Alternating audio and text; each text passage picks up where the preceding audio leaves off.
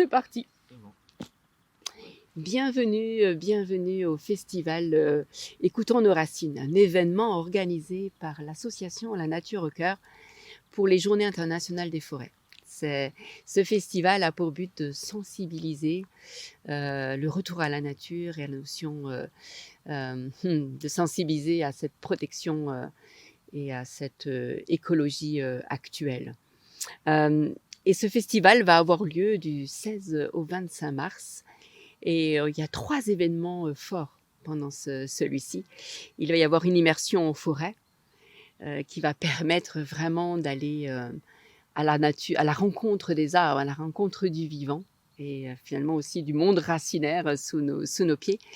Il y a également le film Etugen qui va être diffusé, un film qui touche et qui ramène à soi et à la nature. Et un spectacle, Confort ou vérité, que je suis très en joie d'accueillir pendant ce festival, co-créé et présenté par les gardiennes de la Pachamama. Et justement, j'ai l'immense plaisir d'accueillir une des gardiennes de la Pachamama, Clara. Bonjour Clara. Bonjour. Merci d'avoir accepté cette interview. Ça va pas trop stresser? Si, mais... On est deux, tout va bien. Ouais. Alors Clara, quel âge as-tu? Alors, j'ai 19 ans. Tu as 19 ans. Et alors, comment tu es arrivée dans l'aventure et devenue une gardienne de la Pachamama? Alors, on m'a présenté le projet en cours d'humanité et de philosophie. Et donc, on m'a présenté le projet et pour moi, ça a tout de suite résonné très fort. J'ai toujours été intéressée par l'Amazonie. Déjà parce que c'est quand même le poumon de la Terre, on dit.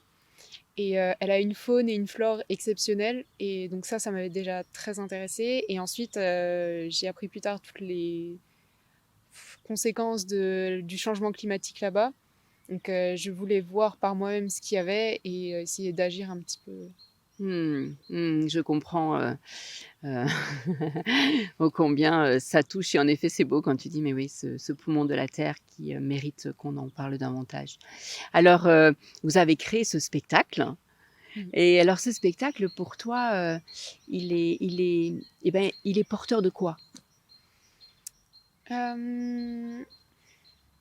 Il est porteur d'espoir, l'espoir qu'on arrive à sensibiliser le plus de personnes possible sur les conséquences du changement climatique et puis surtout sur le fait que chacun, à notre échelle, on peut agir un petit peu pour la planète.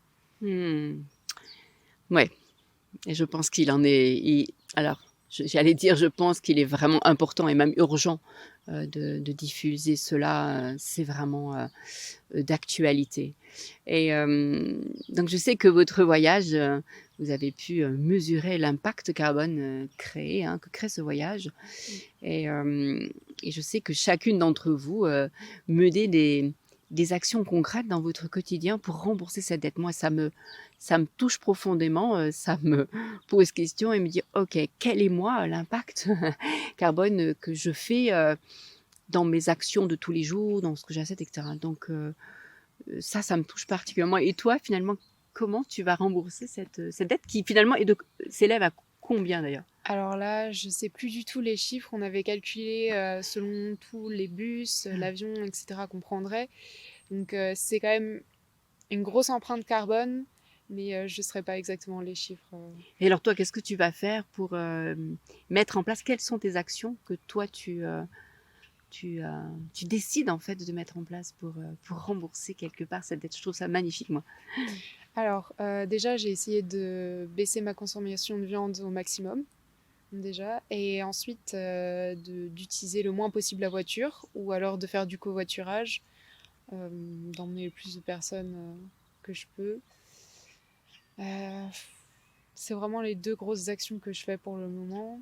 Et ce qui est déjà une belle conscience. Et si tout le monde faisait pareil, je pense que ça aiderait vraiment. Dans tout ce que tu vis là, dans cette aventure des gardiennes, finalement pour toi, c'est quoi le message que tu as envie de faire passer? Euh, c'est compliqué. Il y a plein de messages qu'on a envie de faire passer. En soi, le message principal, ça serait vraiment l'envie que les gens changent et ouvrent les yeux sur la situation. Que, ouais, c'est vraiment ça. Et qu'on arrive ensemble à voir à quel point la nature est belle et qu'il faut la préserver. Hmm. Merci pour ça. Et je pense que vous êtes vraiment un espoir. Moi, vous m'avez touchée quand je vous ai rencontré. Et le fait que, de par votre jeune âge, hein, à toutes les 7, là,